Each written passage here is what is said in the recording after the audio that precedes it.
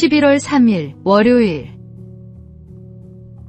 안전망 위에서. 미국 샌프란시스코의 금문교는 세계적으로 잘 알려진 관광 명소입니다. 높이 227m의 탑에서 늘어뜨린 케이블에 매달려 있는 총 길이 1280m의 이 다리는 건설 과정이 결코 쉽지 않았습니다. 빠른 물살과 거센 폭풍, 자욱한 안개로 인해 작업은 위험했고 첫 1년 동안만 23명의 인부들이 목숨을 잃었습니다. 이에 건설 회사는 새로운 방법을 고안했습니다. 거대한 그물망을 다리 아래에 설치한 것입니다. 놀랍게도 그 후 공사는 약 20% 더 빨라졌고 더 이상 큰 사고도 발생하지 않았습니다. 안전망이 있다는 확신이 인부들의 마음을 든든하게 지켜주었기 때문입니다. 우리의 삶도 마찬가지입니다. 눈앞의 위험과 두려움은 언제든지 우리를 위축시키지만 안전하게 붙잡아주는 울타리가 있다면 마음은 훨씬 담대해집니다. 크리스천의 삶에는 바로 그 평안의 하나님이 계십니다. 우리가 실족하지 않도록, 넘어지지 않도록, 보이지 않는 그물망처럼 우리를 감싸 보호하시는 분이 오늘도 함께 하십니다. 오늘의 말씀. 여호와께서 너를 지켜 모든 환난을 면하게 하시며 또 내 영혼을 지키시리로다. 여호와께서 너의 출입을 지금부터 영원까지 지키시리로다.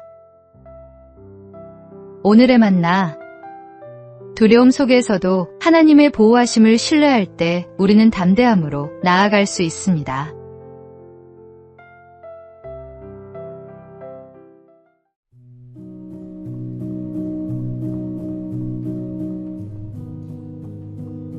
(1월 4일) 화요일. 작은 친절. 9월의 어느 날 서울 시내를 달리던 160번 버스에 한 중년 여성이 올라탔습니다. 그녀의 손에는 10,000원짜리 한 장과 잔액이 700원밖에 남지 않은 교통카드가 있었습니다. 만석인 버스 안에서 계좌이체를 받기도 어려운 상황이었습니다. 그때 강 기사님은 따뜻한 미소로 말했습니다. 이번만 어린이 요금으로 타세요. 작은 배려였지만 그 여성에게는 큰 위로가 되었습니다. 잠시 후 여성은 하차하며 기사님의 손에 작은 쪽지를 쥐어주었습니다. 종점에 도착해 펼쳐본 쪽지에는 정성스러운 손글씨와 10,000원짜리 한 장이 담겨 있었습니다. 오늘 잃어버린 휴대전화를 찾았고 버스에서도 배려를 받았어요. 2번이나 친절을 받았으니 저도 보답하고 싶습니다. 시원한 음료라도 꼭 사드세요. 감사합니다. 기사님은 이 작은 선물에 큰 힘을 얻었다고 말했습니다. 세상은 때로 팍팍하고 바쁘게 돌아가지만 이런 작은 친절과 배려가 우리를 살게 합니다.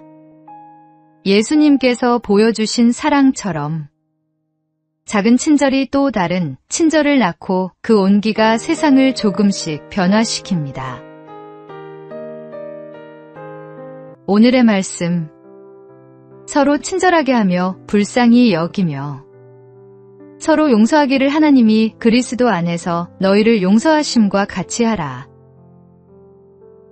오늘의 만나. 오늘 누군가에게 작은 친절을 베풀어 보십시오. 그 작은 손길이 누군가의 하루를 밝히고 세상을 따뜻하게 만들 것입니다.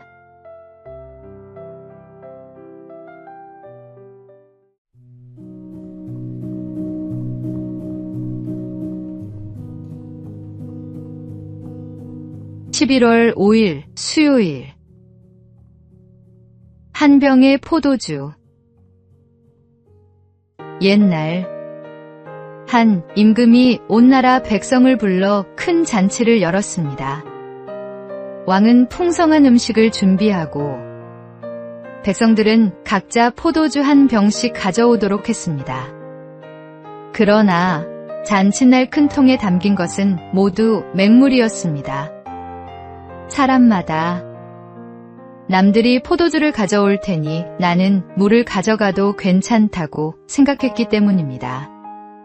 작은 이기심은 결국 모두의 기쁨을 빼앗아 버립니다. 반대로 나부터 좋은 포도주를 가져오자는 마음은 공동체를 살리고 잔치를 풍성하게 합니다. 교회와 사회, 가정도 마찬가지입니다. 누군가의 감사 어린 마음, 작은 섬김과 정직한 선택이 모여 더 큰 은혜를 만들어 갑니다. 감사는 단순히 고마움을 표현하는 말이 아니라 먼저 행동으로 드러나는 삶의 태도입니다. 내가 오늘 먼저 감사의 마음으로 드리는 작은 헌신 하나가 이웃을 살리고 공동체를 세우며 하나님께 영광을 돌립니다. 결국 참된 잔치는 내가 무엇을 받느냐가 아니라 내가 무엇을 내어놓느냐에서 시작됩니다. 오늘의 말씀, 그리스도의 평강이 너희 마음을 주장하게 하라. 너희는 평강을 위하여 한 몸으로 부르심을 받았나니 너희는 또한 감사하는 자가 되라. 오늘의 만나, 작은 헌신이라도 진심을 담아드릴 때 그것이 모여 큰 축복의 통로가 됩니다.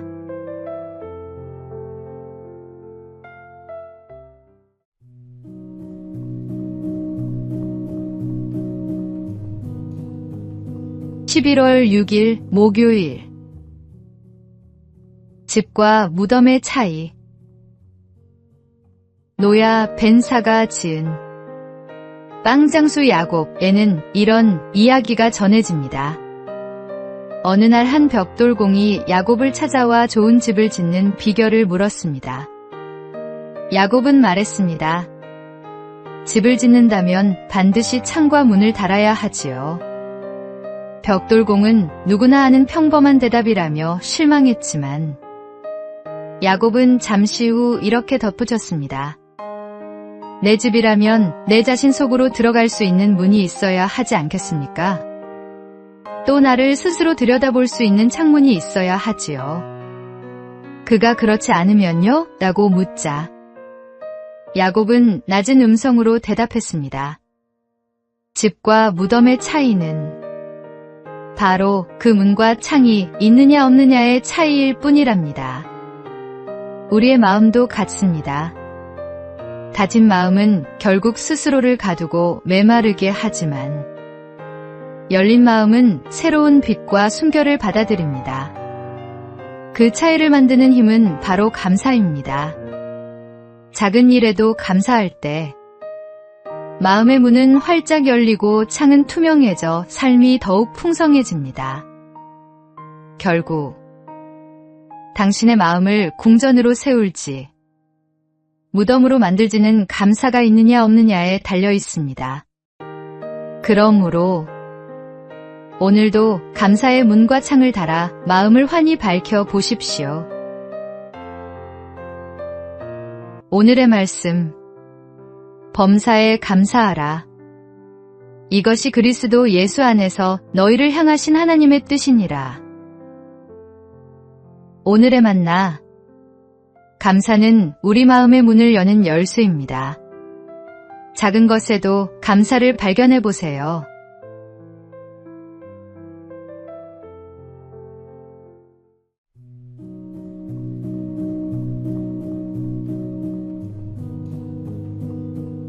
(11월 7일) 금요일. 금메달보다 아름다운 선택. 2025 도쿄 세계육상선수권대회 남자 3000m 장애물 예선전에서 감동적인 장면이 펼쳐졌습니다. 벨기에의 팀 판데 벨데 선수는 경기 초반 선두권을 달리다가 세 번째 허들과 충돌해 무릉덩이에 넘어졌습니다. 그런데 그는 일어나 앞을 보았을 때 콜롬비아의 카를로스 산 마르틴 선수가 허들에 걸려 오른발을 다친 채 트랙에 쓰러져 있는 모습을 발견했습니다. 판데벨데 선수는 망설이지 않았습니다. 속도를 늦추고 뒤돌아가 그를 부축했습니다. 두 선수는 서로 어깨를 감싸 안은 채 나란히 결승선을 통과했고 관중들은 뜨거운 박수를 보냈습니다. 경기 후 그는 말했습니다. 우리 둘 다 운이 좋지 않았으니 이 불운을 함께 나누고 싶었습니다. 그는 지난해 로마 유럽 선수권에서 쇄골이 부러지는 부상을 당한 적이 있었기에 트랙에서 무력한 기분이 어떤 것인지 너무나 잘 알고 있었습니다. 두 선수는 10위와 11위로 결선 진출에는 실패했습니다. 하지만 그날 트랙 위에서 가장 빛났던 것은 기록이 아니라 함께 걸어간 그 발걸음이었습니다. 진정한 승리는 혼자 달려가는 것이 아니라 함께 일어서는 데 있습니다. 오늘의 말씀. 너희가 짐을 서로 지라. 그리하여 그리스도의 법을 성취하라. 오늘의 만나. 오늘 누군가 힘들어하는 모습을 본다면 잠시 멈춰 서서 손을 내밀어 보십시오. 함께 가는 길이야말로 하나님께서 기뻐하시는 진정한 승리입니다.